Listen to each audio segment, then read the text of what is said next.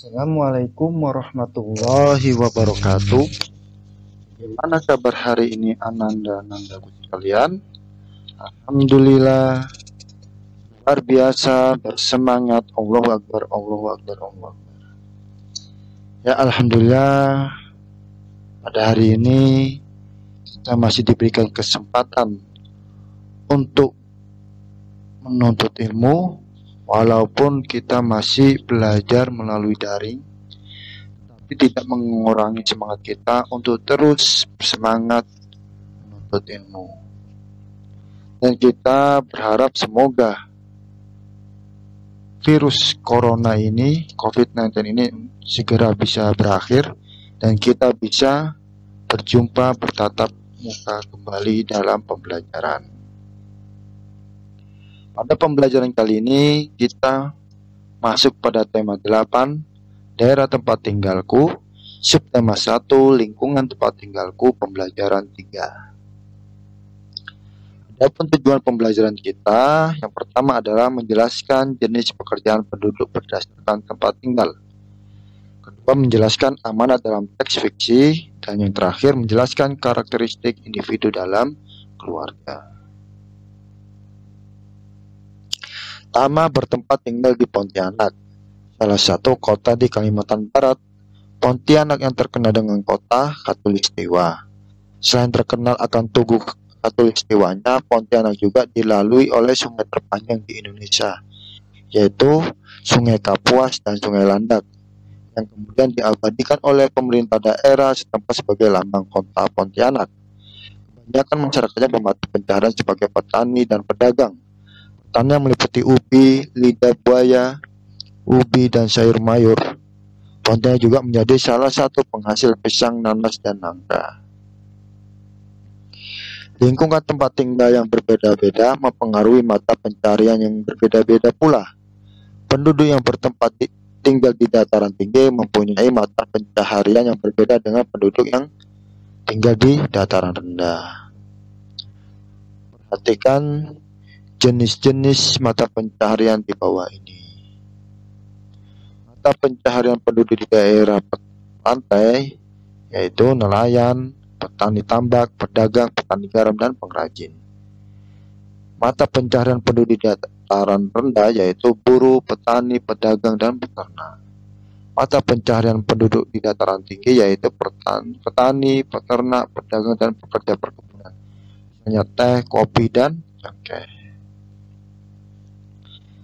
Ini adalah gambar seseorang yang bekerja di perkantoran. Jadi, jenis pekerjaan di perkantoran. Perkantoran memiliki jumlah penduduk yang padat, sehingga banyak memunculkan jenis pekerjaan. Hal ini mengakibatkan banyak dibangunnya kawasan perkantoran. Jenis pekerjaan yang terdapat di kawasan perkantoran antara lain pegawai bank, pegawai kantor, satpam, konsultan, sopir, karyawan, pedagang, dan buruh pabrik. Ini adalah gambar jenis pekerjaan yang biasanya berada di pedesaan. Pedesaan umumnya memiliki sumber daya alam yang masih melimpah dan memiliki lingkungan yang asri.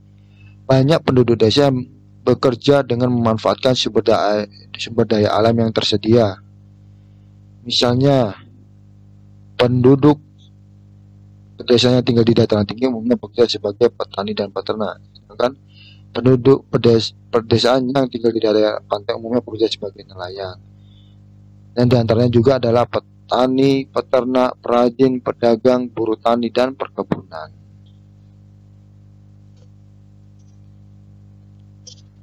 Amatilah keadaan tempat tinggalmu, carilah informasi tentang mata pencaharian penduduk di sekitar tempat tinggalmu dan isi tabel di bawah ini. Ya, di tempat tinggal Pak, banyak orang yang bekerja sebagai polisi. Ini tempat tinggal adalah desa dataran rendah. Alasan jenis pekerjaan karena dekat dengan pusat pemerintahan. Dan juga guru. Tempat tinggalnya dataran rendah, dekat dengan sekolahan. pegawai desa dataran rendah dekat dengan pusat pemerintahan, pengrajin bubuk desa dataran rendah dekat dengan laut. Karena rumah Bapak dekat dengan laut, walaupun tidak di pesisir pantai. Mari kita mencoba untuk membuat sebuah laporan sederhana. Ini adalah contoh laporan hasil pengamatan. Misalkan nama Bayu, kelas 4, Ibnu Sina, alamat Jalan Haji Lolok, Perumahan Gria Palam Asri, Blok D3, Kelurahan Sungai Parit, Penajam Pasir Utara. Nama daerah tempat tinggal yaitu Penajam Pasir Utara, Kalimantan Timur. Tempat tinggalmu termasuk pantai, dataran rendah, atau dataran tinggi? Ya, yaitu dataran rendah. Mata pencarian penduduk di sekitarmu banyak sekali ya, ada pegawai, nelayan, pengrajin, sopir, pedagang, perawat, polisi, dan lain-lain. Kesenian di lingkungan tempat tinggalmu adalah ada tari jepen dari pasir. Keluarga besar Tama tinggal di Pontianak. Ketika Tama bersantai bersama ayah dan ibu, ayahnya bercerita tentang asal mula Sungai Landak. Ya, kalian bisa membacanya pada halaman 17 dan halaman 18. Setelah kalian membaca cerita tersebut, maka kita akan mencari tahu tokoh-tokoh pada cerita asal mula Sungai Landak. Ya, jawabnya adalah petani dan perampok. Pesan dalam cerita, jadilah orang yang suka menolong orang lain, tidak mementingkan diri sendiri, dan jangan suka mengambil barang milik orang lain. Menjelaskan amanat dalam teks fiksi. Seperti yang dijelaskan sebelumnya, amanat merupakan pesan yang terkandung dalam suatu cerita. Amanat ini dapat dipahami setelah kita membaca keseluruhan teks fiksi. Dalam teks fiksi terdapat tokoh-tokoh yang berperan di dalamnya. Tokoh-tokoh tersebut memiliki watak yang berbeda-beda. Ada tokoh yang berwatak positif, ada juga tokoh yang berwatak negatif. Contoh watak positif diantaranya penyayang, rendah hati, suka menolong, dan jujur. Sementara itu, contoh watak negatif yaitu sombong, kikir, dan pembohong. Adanya watak tokoh-tokoh tersebut dalam suatu teks fiksi diharapkan dapat memberikan suatu pesan kepada pembacanya. Jika tokoh dalam sebuah cerita berwatak positif, kita diharapkan dapat meniru watak tersebut dalam kehidupan sehari-hari. Sebaliknya, jika tokoh berwatak negatif, kita diharapkan menghindari dan tidak meniru watak dari tokoh tersebut dalam kehidupan sehari-hari. Masih ingatkah kamu siapa saja tokoh-tokoh yang berperan dalam cerita dalam cerita tadi? Bagaimana watak setiap tokoh dalam cerita tersebut jika yang teman-teman? Selanjutnya, untuk memahami amanat yang terkandung dalam suatu teks fiksi ada beberapa hal yang perlu dilakukan. Pertama-tama, kamu harus membaca cerita tersebut dengan seksama. Setelah itu, pahamilah karakter atau watak setiap tokoh yang berperan dalam teks fiksi tersebut. Watak tokoh dapat kamu ketahui melalui beberapa hal, di antaranya melalui penjelasan pengarang cerita atau yang tertera dalam cerita, penjelasan tokoh lain, dan konflik atau permasalahan yang terjadi dalam suatu teks fiksi. Setelah mengetahui watak tokoh tersebut, kamu dapat menentukan dan memahami manat yang terkandung dalam teks fiksi tersebut. Perhatikan cuplikan teks fiksi berikut. Ketika ayam-ayam sedang mencari makan di padang rumput, Rubah mengendap-endap di balik semak-semak, mendekati kandang ayam. Dalam sekejap, Rubah mencuri telur-telur ayam yang ada di kandang tersebut. Rubah segera berlari menjauh ke tengah hutan. Ketika ayam-ayam selesai makan dan kembali ke kandang, alangkah terkejutnya mereka mendapati seluruh telurnya hilang. Mereka menangis sambil berkeliling di sekitar kandang berharap menemukan telur-telurnya. Pelaku cerita atau tokoh yang berperan dalam kutipan cerita tersebut yaitu Rubah dan ayam. Namun dalam kutipan tersebut kita dapat lebih mengetahui watak dari tokoh Rubah. Dalam kutipan tersebut, Rubah diceritakan berwatak negatif atau tidak baik. Kamu dapat mengetahuinya dari konflik yang terjadi, yaitu Rubah mencuri telur-telur ayam secara sembunyi-sembunyi. Setelah mengetahui watak tokoh tersebut, kamu dapat mengerti.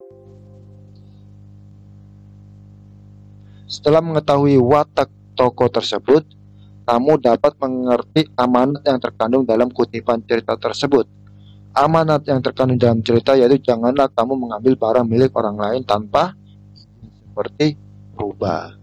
Oleh sebab itu, setelah membaca kutipan tersebut, kamu diharapkan tidak meniru watak dari tokoh Rubah. Tama sangat senang mendengarkan cerita ayah. Bahkan seluruh anggota keluarga ikut mendengarkan. Mereka mendengarkan dengan tenang dan seksama. Amatilah gambar di samping.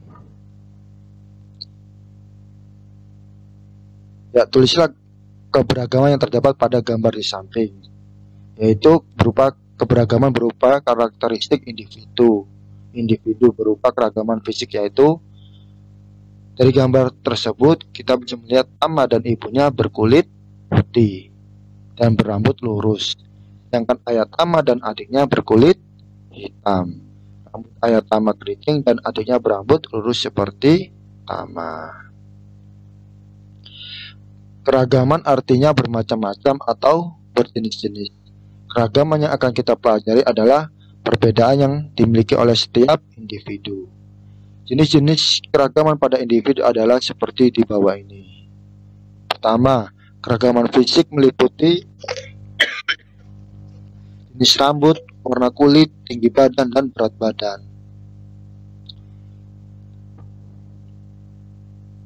Keragaman